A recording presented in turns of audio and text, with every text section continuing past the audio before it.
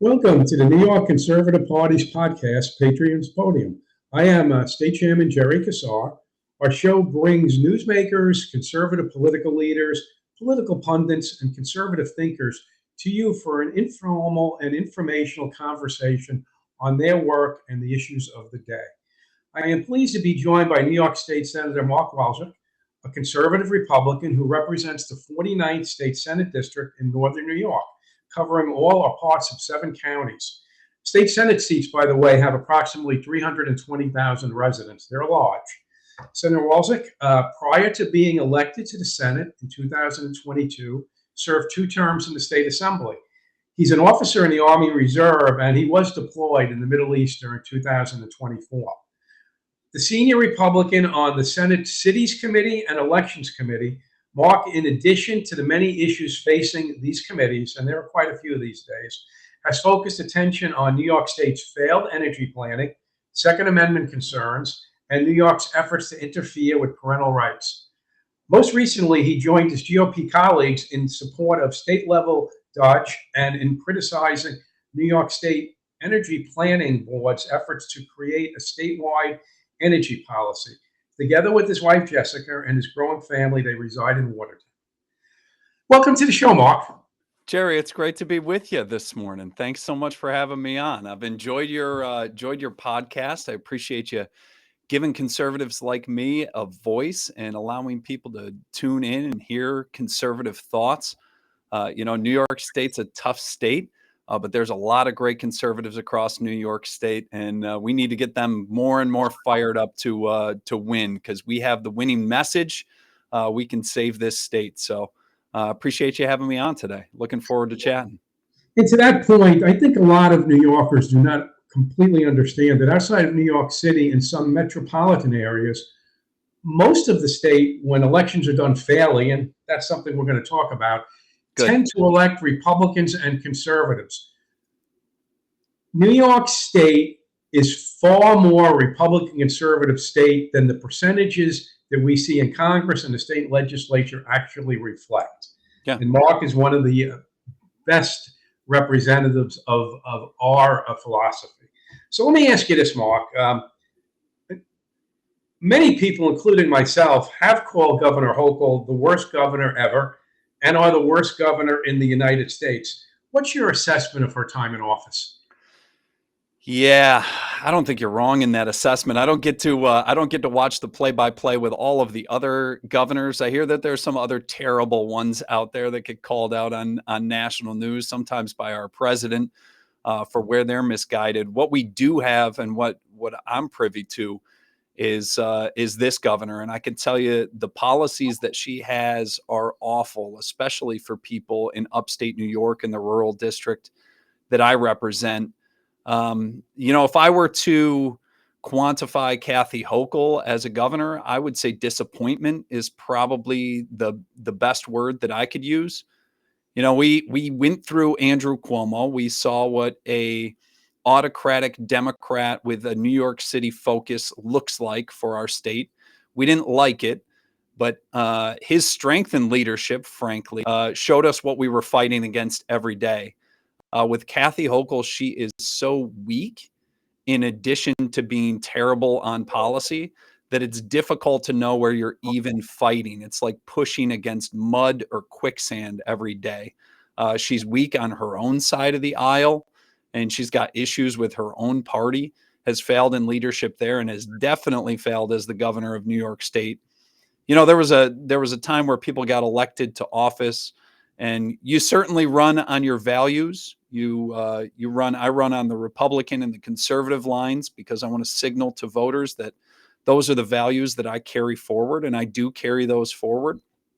But after the election, if you have a statewide elected office like Kathy Hochul has, you're supposed to govern for everyone. So you may run on the Democratic ticket and the Communist ticket and the Working Families Party ticket, but you represent rural, upstate Republican New Yorkers. And once you swear that oath and start governing, you're supposed to govern for everyone.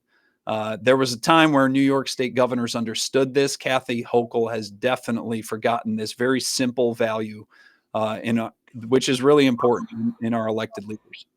Did you feel that she kind of got away with something, having spent so many years as Cuomo's lieutenant governor, yet somehow she seemed to be exempt from having anything to do with his government? Now, I understand that Cuomo ran things a certain way, but didn't she have a responsibility as lieutenant governor to speak out more? Didn't she fail us even on COVID at that time by not speaking up? And is that a right? Does any elected official have a right to be silent when they're confronted with bad policies?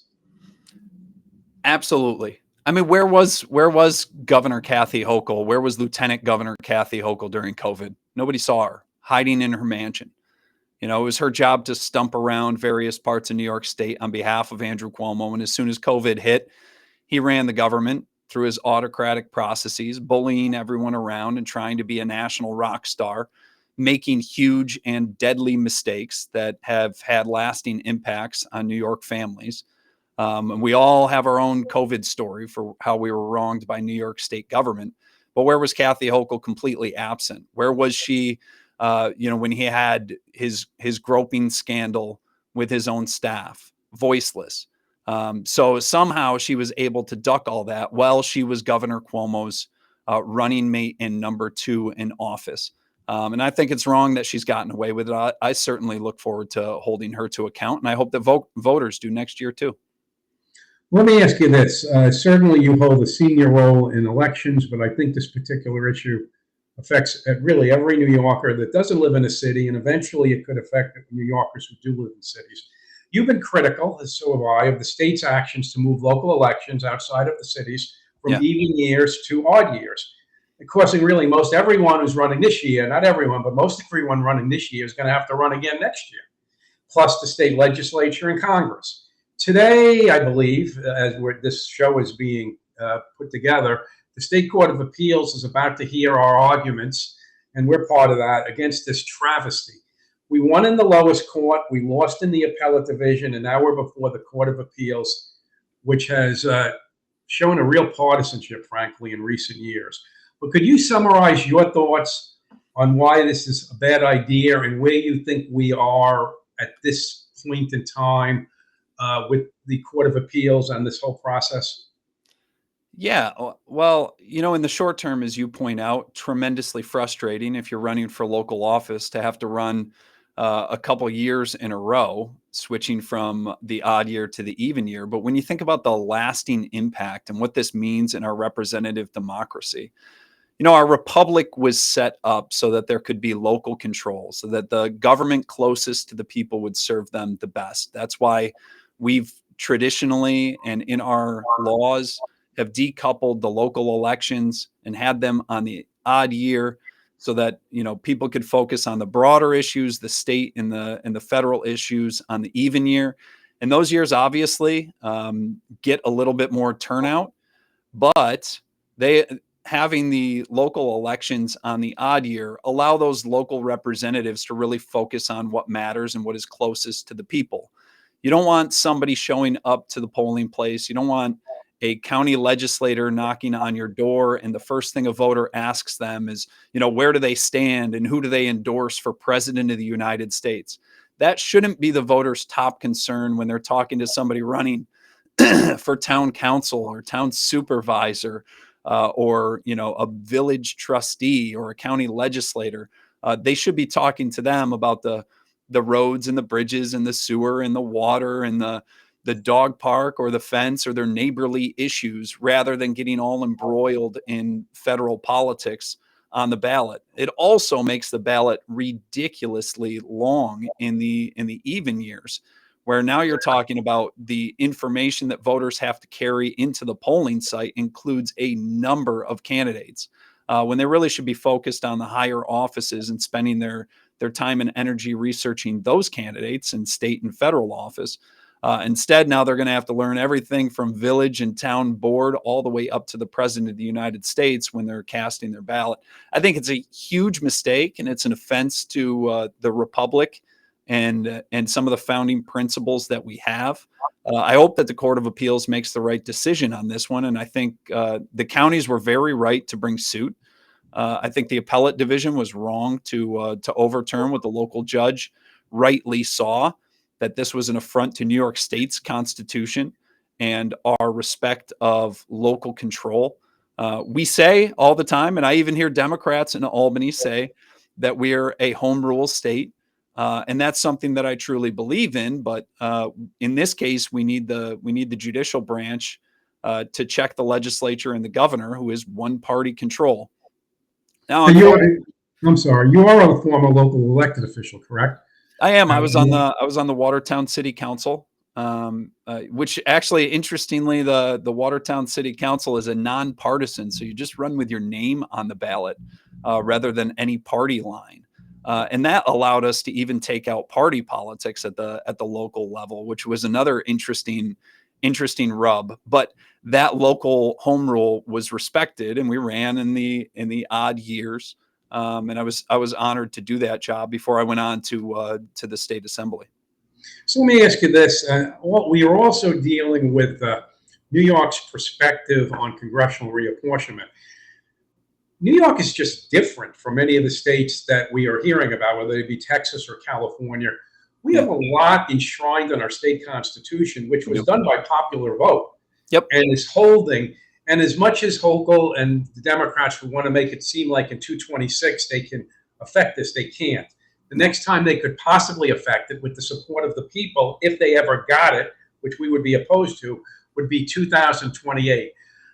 I Correct. just find this whole concept of these mid-process, mid-decade reapportionments to be an antithesis of what I think this country was founded upon. Your thoughts on what you will actually be confronted with at some point in the state legislature? Yeah, without messing with Texas, I certainly agree with the heart of what you're saying. Unlike Texas, New York State has a pesky thing as far as the governor is concerned, called the New York State Constitution.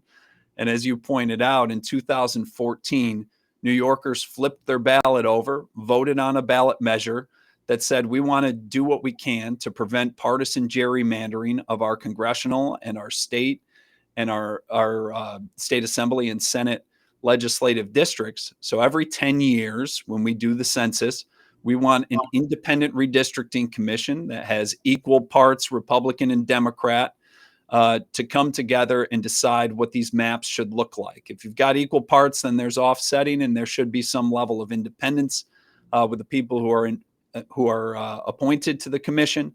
They should draw the maps. They should bring those to the legislature. The legislature then validates those maps, and that's how our Constitution changed in 2014. So now the governor comes forward and says, "Oh, we're going to if Texas does it, then we're going to do it." But Texas doesn't have this provision in their constitution. So in order to do this, the governor, as you point out, would have to change the New York State Constitution, which luckily is not that easy to do. It would have to pass 2 successive legislatures, so that means one term and then the next, and then go on the ballot as a ballot measure once again to change the Constitution. And as you point out, the earliest time that we could possibly redistrict in New York State, if all of that happened and the voters approved it, would be 2028, which you've got a census coming 2 years after that anyways. So why would you change all of the district lines when you've got to do it again in another couple of years? It's a huge distraction. I think the governor is trying to make some big political power play. I think it plays to her base to talk about how she's, fighting tooth and nail against, whatever other Republican administrations in other states are doing. But it's ridiculous. And it's also, the notion is dangerous. And for the governor to be saying, I'm just going to do this thing that is unconstitutional, really tells you all you need to know about Governor Kathy Hochul. Well, I might point out, too, that New York State has 26 congressional seats. Seven of them are currently held by Republicans. Any fair analysis of the state would say that 40 to 45% of the state falls within the realm of conservatism and republicanism. So, and this also goes on with the state legislature. New York has seen an awful, awful amount of gerrymandering to begin with. So, it's extremism on top of extremism. And it's actually 2 changes in the state constitution, which would be grossed into one change, Yes. which makes the whole thing even more preposterous. So I appreciate your thoughts on that, and good luck on that issue. So let me switch over a bit here. Issues affecting the rural northern counties of the state often seem very alien to downstaters, which I don't think would surprise you. Just so you know, I define downstate, and I can't say everybody in the party does, but I kind of define it mid Hudson. This is the big debate. I'm not the guy who defines it as Westchester, but I define it kind of as Dutchess County down, mid Hudson down. Yeah. So yet New York State as a whole suffers from many really universal bad policies, whether you're in the North Country, on Long Island, or in New York City. And I think especially in the area of energy planning, it may communicate differently in New York City versus Long Island versus Buffalo, but there is a real universal problem, which Hochul really and the Democrats own, because we did not have this level of a problem under Governor Pataki or Republican administrations.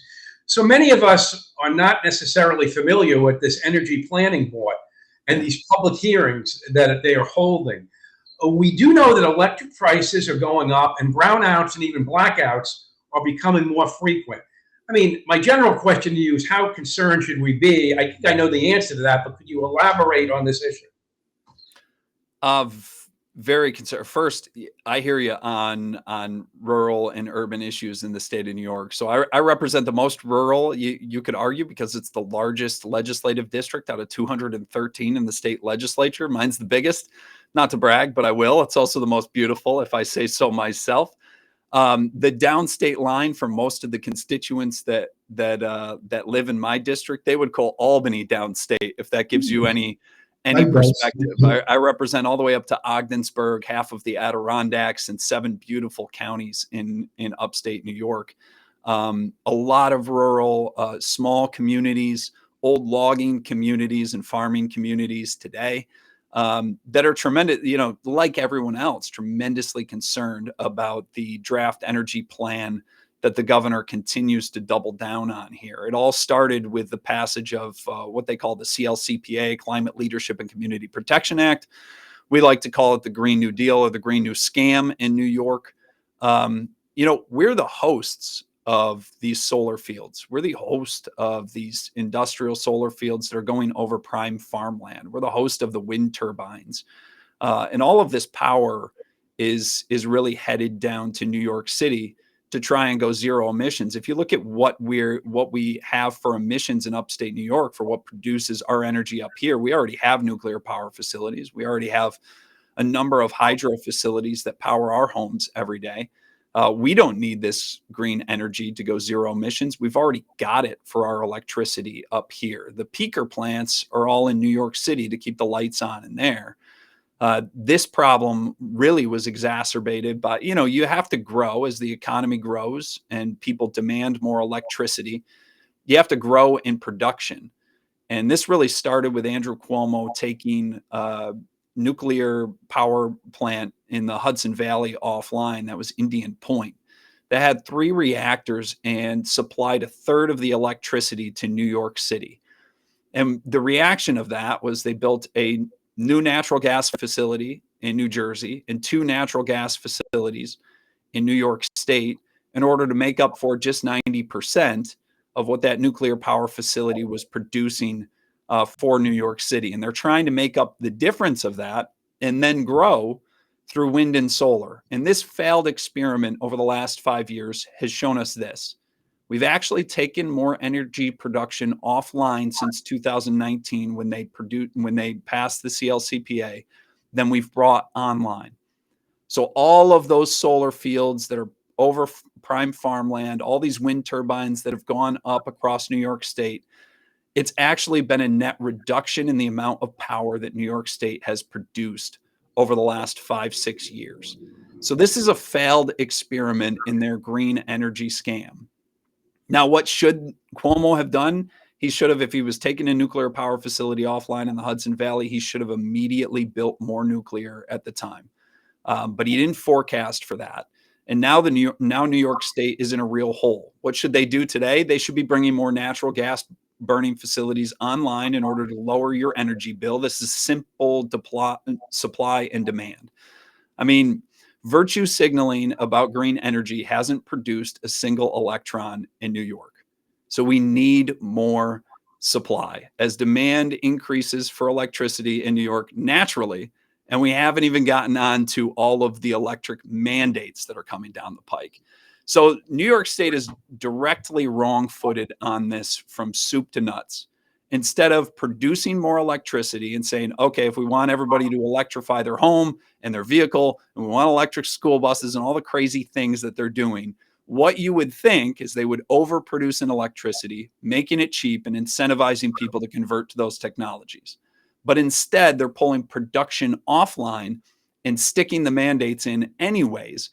And all we've seen is prices skyrocket. And then the governor and other legislators that voted for all of this garbage have the gall to point at the utility companies and the Public Service Commission, which is all Democrat appointees, by the way, and say that they're the problem and they're the reason that your energy bill is going up. I got news for you. National Grid is just as greedy in Pennsylvania as they are in New York State. In Pennsylvania, the electric bill is 40% cheaper than yours. That has nothing to do with the greed of the corporation or how it's regulated. It has everything to do with the energy policy of Pennsylvania versus New York State. And as you can see, I'm pretty hot on this issue right now because it affects families in my district and across New York. And this governor in her draft energy plan has done nothing to reverse course. She's come around a little bit very late on nuclear energy. Other than that, the plan is to double down on all of these green energy mandates, and it's going to hurt families and businesses across New York. Let me ask you, I noticed, I was well aware that you were on active duty last year. Yeah. And I know that you were a captain and were commanding an engineering support unit. Am I correct? Yeah. Do you have a technical? Forward engineer support team. So you additionally have a technical background? Do you carry a technical background at all on energy type issues? I don't. In the Army, I'm a qualified engineer officer and a facilities engineer, so I could essentially run a DPW for the Army. Well, you certainly sound. You sound exceptionally knowledgeable to the benefit of the taxpayers of New York on this issue, and I thank you for that. Oh, I appreciate that. It's my job. I'm on the energy committee. I'm honored to be on the energy committee and appreciate that Leader Ort put me on there. It's an exciting and a very frustrating area of public policy right now, but I'm glad to be in that fighting the fight for New York families, because that's what it comes down to. In every energy committee, if you're ever bored, tune in, go to the Senate website and watch some energy committee meetings. They're very contentious, and you can see the direct philosophy conflict between where Democrats are taking us and where we're trying to bring some common sense into New York's energy future. And honored to do the work. Let me just on this one additional question on this topic, and this definitely confuses me. New York is attempting to expand, and I might be wrong on this, but they're attempting to expand their imprint on crypto mining and the whole crypto industry, which I know the mining is different than the obvious, Wall Street type exchanges. But crypto mining utilizes an enormous amount of energy. So aren't we actually, in a way, working against ourselves on this issue? Yeah, crypto mining as well as AI. The governor has said that she wants to be the data center of the future. She wants to be the AI center of the future. These are very energy intensive industries. I've got a hydro facility actually right down the river from me here in Watertown that when they're not selling on the market, through the ISO in New York, they're mining cryptocurrency right on site there. And it's a good partnership. But they're very energy intensive industries. So you talk about the natural demand for electricity. There's a natural one that the economy has just cropped up in emerging AI technology, data centers, crypto mining. All of this uses a lot of energy. So you really have to be leaning forward with how you produce energy in the state of New York, and you have to have some common sense about it. Their experiment has failed here. They need to admit that, and then they need to apply some common sense. And it would just seem to me, just the geographic aspect of New York State would one would conclude, and it's an historical thing with New York State, that New York State would be an outstanding state to be able to meet its own energy needs in a very natural way. Plus, let me just say this: the Conservative Party absolutely supports the return of nuclear energy, but in particular these smaller, French-based or American-based facilities, which, in my view, anyways, and I believe we have it on our platform, our national platform, which is coming out, are a smart way to look at nuclear energy with far reduced risks over what we were told to be concerned about. Let me just say this, and I'm now you got me on a topic. Yeah. My family used to vacation next to the Shoreham nuclear power plant area in Long Island, which is in the Wading River Riverhead area. I had a friend whose father spent his entire career putting the plant up. He worked in metals and construction, putting the plant up. They tested the plant, and then they decided to take it down. He spent the rest of his career taking it down. He spent 30 years of his life putting up and taking down a facility that was never used. Wow. Just to me, just shows the limitations of government having any idea of what's really going on in this world. But I just felt like I had to say that. Yeah. Well, listen, none of the power producers come without zero risk, right? There's always risk, even when you're talking about nuclear power. But it is zero emissions. It has proven to be very safe, and if well managed and well built, can be in the duration. I've toured the nuclear power facilities just outside of Oswego. And what would probably surprise a lot of people is all of the waste, and they've been running since I think the mid 80s, all of the nuclear waste or the spent rods are still on site. And you can walk around them in a very short period of time. It's not much space that they take up at all. So the amount of waste, nuclear waste, in order to power New York State is not very much at all. And with good containment and good safety practices and redundancies. And I think, we've watched some world disasters and some here in the United States that have come close. You have to be safe about the technology, but it's definitely evolved to a way, and especially when you're looking at the small modular reactors, there's a lot of ways that nuclear energy is safe, reliable, able to answer to peak power demands, and a lot of huge advantages, way more than the downside. And when you compare that against some of the green technologies that they're pushing when it comes to lithium ion battery containers and solar fields and all of the, frankly, terrible environmental impact that some of these have, it's really easy for me to say, oh, nuclear is definitely an energy future for New York State. It doesn't mean all of the eggs are in that basket. In fact, you wouldn't be safe if you put all of your energy eggs in any of these baskets. You need a portfolio of energy. But this is where New York State has picked winners and losers and is doing a really, really bad job of it. Well, thank you. And now for something completely different. Sure. Your district shares a common border. I guess a lot of it's the St. Lawrence River with Canada.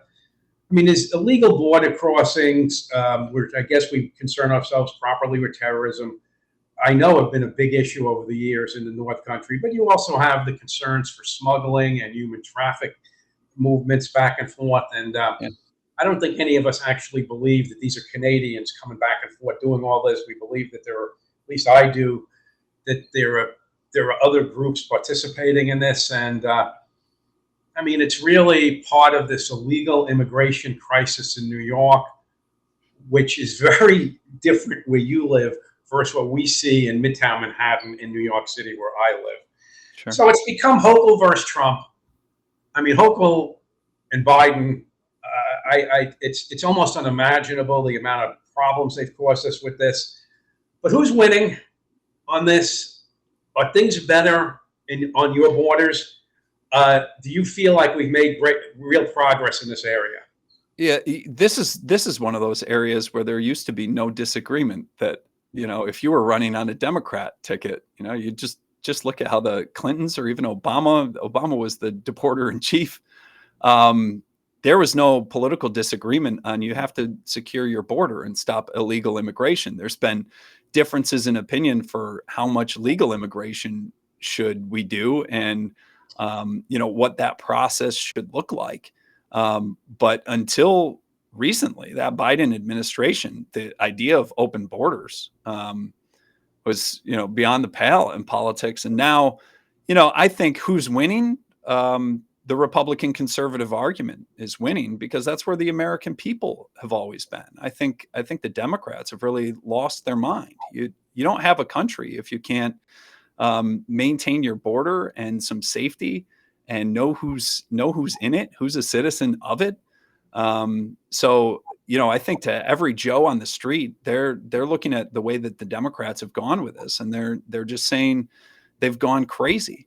And up here, yeah, we have great, the thing that about the Canadian border, smuggling has happened on the Canadian border since the beginning of New York. You could go all the way back to, the Dutch and the French, and then the British coming in and smuggling during the War of 1812. And it's always been a border that has had that. In recent years, we've really stepped up surveillance. And I can tell you from being friends with a lot of officers up here, it would shock you to know the number of countries. It's not Canadians that are coming over illegally. It's people from all over the world. And actually, this is even true of the Mexican border. Sometimes we think that it's just Mexicans, but Mexicans are actually in the minority of people who are illegally crossing the southern border. It's not our Canadian neighbors who we love and do great business with. They're just using Canada. They're using Mexico as a doormat to come into the United States. And that's where we need good partnerships with Mexico and with Canada to make sure that we have secure borders. It's in everybody's interest.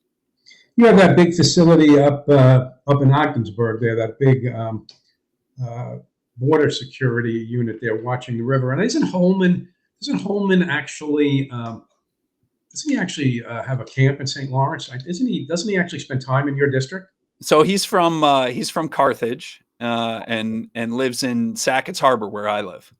Oh, I did not know. I knew he was up your way. Yeah, he's a neighbor. He's a neighbor of mine. Well, but when I was in the assembly, so I had an assembly district that stretched the whole of the border almost. So all the way up to Messina, the northernmost point in New York State. And I coined the term for my assembly district. I always called it the front yard of America, because it's the first impression that Canadians get when they come to New York State, and many of them when they come to the United States of America. It's a huge border, and it is, there's no wall. There's the St. Lawrence River with a number of islands, half of them Canadian, half of them American, a very unique and beautiful place. And when we have good coordination with the Canadians, and everything that they do, things are great. Commerce is wonderful. We have commerce that goes across both sides of the border, and we welcome our friends up north to come and do business here and play and recreate here, and vice versa.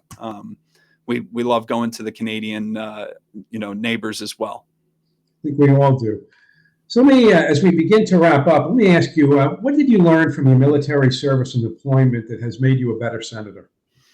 All right, so Jerry, you know this. I was a staff member in the New York State Senate before I ran for city council and state assembly, and now in the state Senate.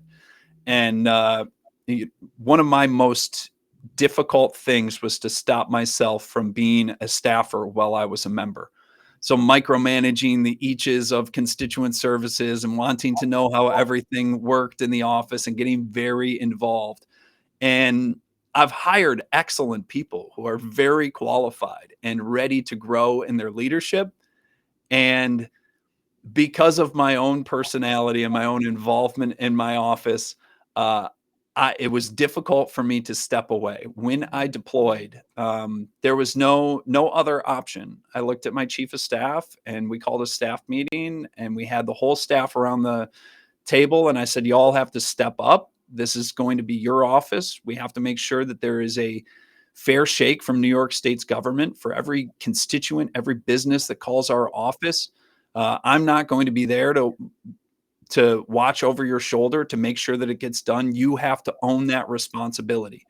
And I'll tell you what, it's amazing how my staff stepped up to serve the people of the 49th Senate District. And I got to come home. This was a huge advantage. You know, I missed a lot of things. I missed my district. I missed my family. But I got to come home with the staff that no longer needed me anymore. You know, they were glad that I was back, and there's nobody that can sit in the chair and take the votes and debate bills on the floor and do the public hearing thing and cut the ribbon or stand for the ceremony. But as far as all of the office operations, it really allowed them to grow. And I have I'll say it to anybody, I have the best staff in the New York State Senate as a result. They're really great. Well, we knew them to be very good while you were gone. I don't think, frankly, I was well aware that they were keeping things good at home for you. So my compliments to your staff as well as to you. So let me just ask you this. Do you have any final words for our audience? Hey, just stay involved. Obviously, you are the core group. If you're tuning into this podcast, you make yourself informed. Don't be afraid to share this conversation with a neighbor, one that may even be uncomfortable with. If you think that they would get some insider information from tuning into this podcast, you can take the message directly to them, or you can ask them to tune in and check out this episode or others. The chairman is doing a great job getting the message out there. We need to just continue to keep people informed and involved. As far as I'm concerned, it's not even Republican or Democrat anymore. It is about the survival of New York State. We're going to need to have even Democrats, your Democrat neighbors, on board with removing Kathy Hochul and creating a balance of power in New York State in 2026. We need everybody with their shoulder to the wheel next year. So thanks for tuning in. And Jerry, I would say thanks very much for this conversation. I really enjoyed it. Well, you're welcome. And really, thank you for spending some time with us. And frankly, it has been quite informative and a pleasure, as I thought it would be, to be speaking with you on this. Really, thank you for your service, whether it be the state senate or the military or just all the civics you've been involved with. Well, thanks for your support. You're certainly worth it. Well, thank you. I want to thank our party operations director, Andrew Davis, my assistant, Eileen, and Katie Beckman for making this podcast happen. If you enjoyed the podcast or one of our many podcasts that you can find on our website, cpnys.org, or on our YouTube channel, please let others know. Just like the senator said, let other people know. In fact, please subscribe to our YouTube channel. We could definitely use more subscribers, but we do get some decent viewership on it. Once again, you've been watching the Conservative Party's podcast, Patriots Podium, and I am Chairman Jerry Kassar.